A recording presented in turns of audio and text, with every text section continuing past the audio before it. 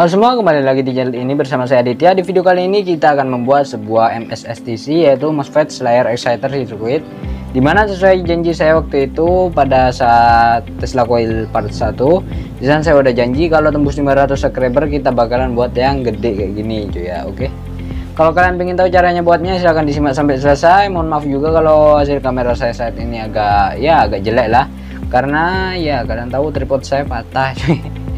Jadi ya terpaksa dipegang kayak gini, kayak ngevlog aja, padahal kameranya masih kamera HP. Oke, silahkan disimak video sampai selesai. Jangan lupa like dan subscribe-nya jika kalian merasa mendapat ilmu baru.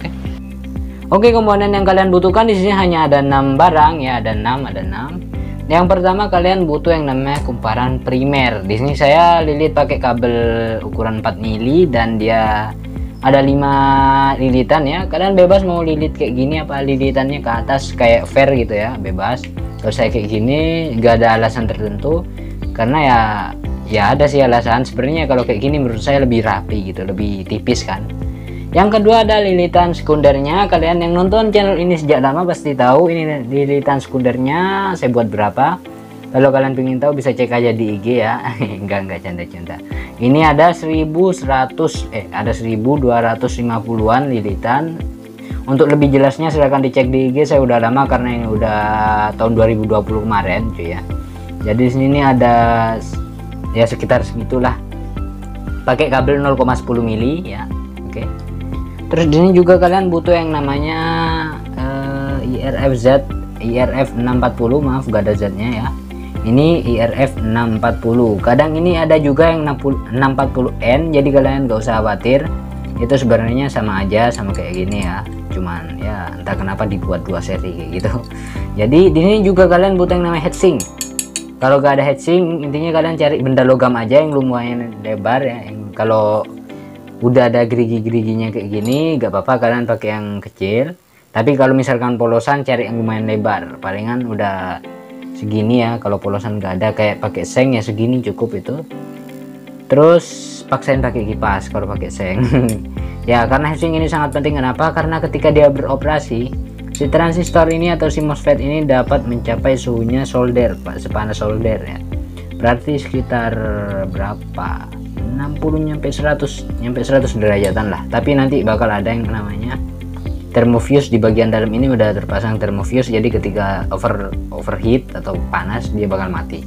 So usahakan pakai heatsink, maksudnya biar gak konslet dan gak rusak ketika dipakai. Oke. Jangan lupa juga ketika pakai heatsink tetap ada dukungan dari kipas ini di sebelah sana ya. Saya pakai kipas.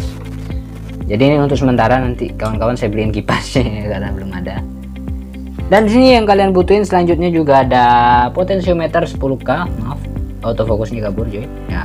Potensiometer 10K saya pakai yang mono, bebas terserah kalian. Kalau kalian baru pertama buat pakai yang stereo aja. Jadi misalkan yang di atas hangus tinggal geser ke yang bawah gitu ya. Terus di sini juga tentunya timah. And you know lah, sekarang kita juga butuh yang namanya kapasitor 1000 UF sama 35 volt. Ini gunanya buat ngatasin gelombang-gelombang ngaca atau gelombang yang gak diinginin buat masuk. Dan di sini juga kita butuh yang namanya kabel. Di sini udah beberapa kabel udah terpasang ya, di sini sama di kaki ini. Oke, so sekarang kita langsung aja rangkai. Oke, majuan dikit karena kipas saya di sini. Saya bakal celup dulu, takut kehirup ya udaranya, jadi saya pakai exhaust. Oke, saya agak nundukin. Dan ini solder udah tak sediain, dia udah panas, cukup panas. Oke, gini nih. Oke, saya nyalakan 3, 2, dan 1.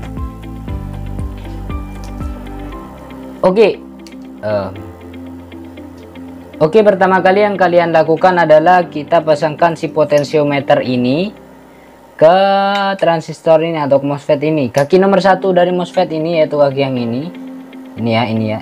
Nah, kita pasangkan ke kaki tengah, berarti posisinya dia kayak gini ya kan.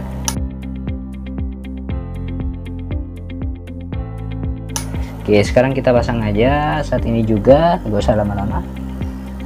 Oke, kurang maju dia. Oke, di sini kita pasang kaki nomor 1 ke kaki tengah, berarti hasilnya begini.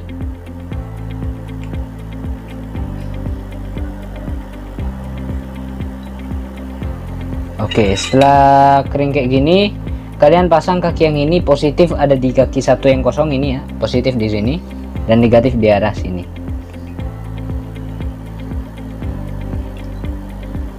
Negatif dan positif di sini. Oke, seperti itu. Ini ya, seperti ini kalau agak kelihatan. Nah ya, itu kaki nomor 1 nyambung ke tengah potensio. Kaki nomor 2 masih berdiriin kayak gini, belum disambung. Kaki nomor 3 kaki nomor 1 potensio, dan kaki plus kapasitor masuk ke kaki nomor 3 potensio, kaki minnya elko masuk ke kaki nomor 1 potensio. Oke. Sekarang kita lanjut aja, kita masuk ke proses install bagian kabel-kabelnya. Jadi di sini sediain 2 kabel kosongan ya kayak gini, lebih tebal lebih baik biar gak panas ketika dipakai nanti ya, karena di ampernya bakalan tinggi. Kita solder ke kaki min elko dan juga ke kaki plus elko nya ya. Nah, kita tempelin aja. Ini buat kabel PSU ya. Dan di sini kita tempelin juga. Nah, begini. Setelah tertempel seperti itu, kita pasang aja kaki yang ini sekarang. Ya, jadi saya balik dulu karena saya gak mau pasang posisinya begini. Nah. Oke, seperti ini ya. Nah, kita pasang aja untuk pertama kali secara acak, nanti tinggal deteksiannya aja. Yang pertama ini salah satu kaki dari ininya, dari primernya kita pasang di arah ini ya, di sini di konektor atau di sisi kapasitor yang plus, dan yang ini yang satunya lagi kita pasang ke kaki nomor 1 atau ke potensio yang tengah. Oh maaf, salah ya, kita pasang ke, saya baru ingat skemanya. Kita pasang ke kaki yang nomor 2, kaki IC yang nomor 2, kaki MOSFET yang nomor 2 ya, atau di sininya ya. Ini yang berdiri yang saya tegain tadi kaki tengah ya, itu ya. Dan kaki yang ini baru masuk ke kaki nomor 1 potensio, kaki nomor 1 MOSFET. Jadi kita pasang di sini. Nah, begini saya kasih lihat dulu ke kalian. Semoga bisa dilihat ya. Oke, kesusahan saya ngangkatnya karena udah kepasang kumarannya. Jadi gini aja tuh ya. Di sini ada, nah ini kaki yang dari sekundernya, kaki feedback ya, kaki feedback. Terus ini power supply plus, ini power supply min masuk ke kaki nomor 3. Terus ini kaki primer nomor 1, primer nomor 2 ada di sini gitu cuy ya. Ini nyambungnya gini. Oke. Semoga kelihatan, nanti ada di akhir pasti ada skema. Saya buat pakai kertas karena laptop saya dikencingin peliharaan dan rusak. Oke, so I'm sorry. Dan sekarang kita bakalan langsung tes. Di sini saya ada aki yang dipakai buat kipas. Oh ya, sebelum itu jangan lupa juga pastikan posisi potensionya ada di tengah seperti ini, atau volume setengah ya. Jangan penuh seperti ini, atau jangan penuh ke bawah gitu. Jadi pasin di arah tengah atau di sini ya. Ini setengah pas ini ya. Oke, kalian pasin segini aja. Sekarang kita tes dengan itu aki. Di sini kaki plus kita pasang di sini ya. Ini kaki plus yang ada di kaki plus elko, ikutin aja elko-nya. Plus elko masuk ke plus power supply. Wait. Oke. Nah, good. Dan minnya kita pasang ke min. Bismillahirrahmanirrahim. Kita cek dulu panas enggak. Kalau panas berarti konslet. Enggak, aman cuy ya. Kita, waduh susah amat. Oke, di sini saya gantikan audionya karena audio aslinya crash. Di sini saya minta maaf karena tadi sempat kepotong videonya karena ya entah kenapa gara-gara radiasi si Tesla aplikasinya keluar sendiri cuy ya. Dan di sana saya menunjukkan bahwa si Tesla yang saya buat udah berhasil dan gak ada masalah sama sekali. Udah berhasil aman menyala itu ya, lampu ungu udah berhasil nyala. Dan di sana juga sebenarnya di sana ngerusuh ya, suaranya kocar-kacir. Nah, itu saya nunjukin kalau bodi si Teslanya disentuh, walaupun itu udah dilapisin sama pelitur, tapi dia masih tetap tembus yang namanya spark cuy ya, tuh kan. Tapi ya kalian nggak bisa berharap lebih keluar spark lebih besar gitu, keluar spark yang panjang, yang berharap gitu. Nah kan tuh keluar ya, kalau kelihatan moga aja kelihatan. Terus saya coba pakai obeng, maaf kalau audionya crash. Nah itu dia, masih ada sparknya. Saya belum tahu apa ini. Oh, setelah itu saya dinginin ya pakai kipas, maksudnya biar gak kepanasan dia. Tuh terus saya uji coba gak jelas cuy ya. Bukan gak jelas sih, saya gak bisa denger juga kata-kata saya waktu itu juga, karena saya murni gak ada skrip, jadi saya gak tahu apa yang sedang dibicarakan waktu itu ketika audionya rusak. Itu saya ngetes, jadi maaf kalau mungkin gak sesuai sama alur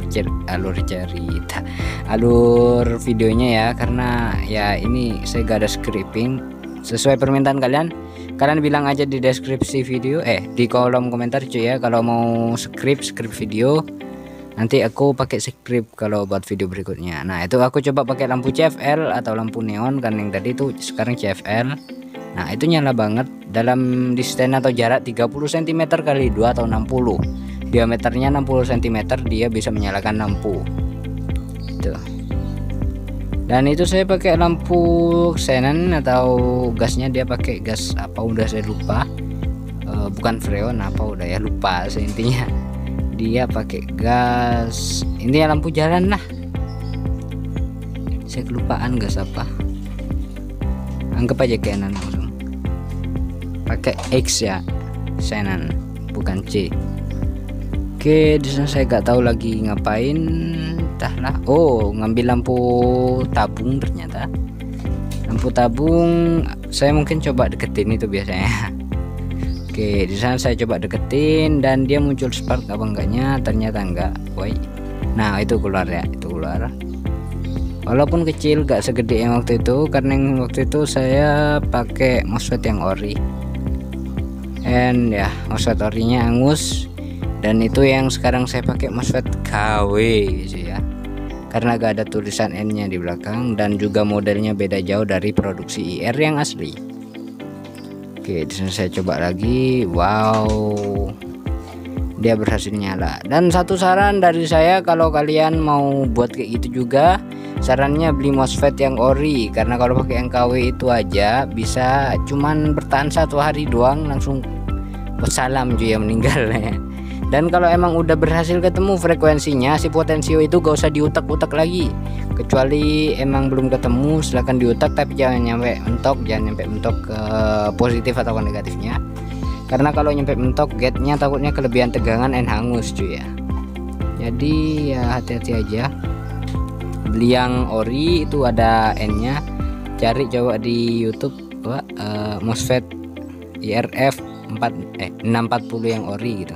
Oh, di sana saya nunjukin kalian buat next video. Kalau saya mau bahas Tesla, kalian mau pilih yang mana? Itu usaha saya dari dulu, dari yang paling kecil, dan itu 2 akan menyusul ya. Itu belum saya gulung.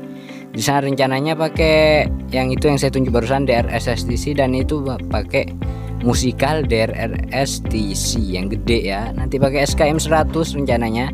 Tapi IGBT-nya sendiri harganya bukan main, 500.000 satunya, dan dengan elko-nya 1 juta. Elko-nya doang 1 juta. Sementara saya butuh MOSFET 4, MOSFET IGBT 4, dan itu bakalan ngabisin sebanyak ya palingan 2 juta. Jadi saya belum ada uang sih. Oke, terima kasih banget buat kalian yang udah menonton video ini. Jangan lupa diklik tombol like dan subscribe-nya agar saya dapat terus mengupload video setiap saat. Thank you, see you next time, dan tetaplah semangat. Dah.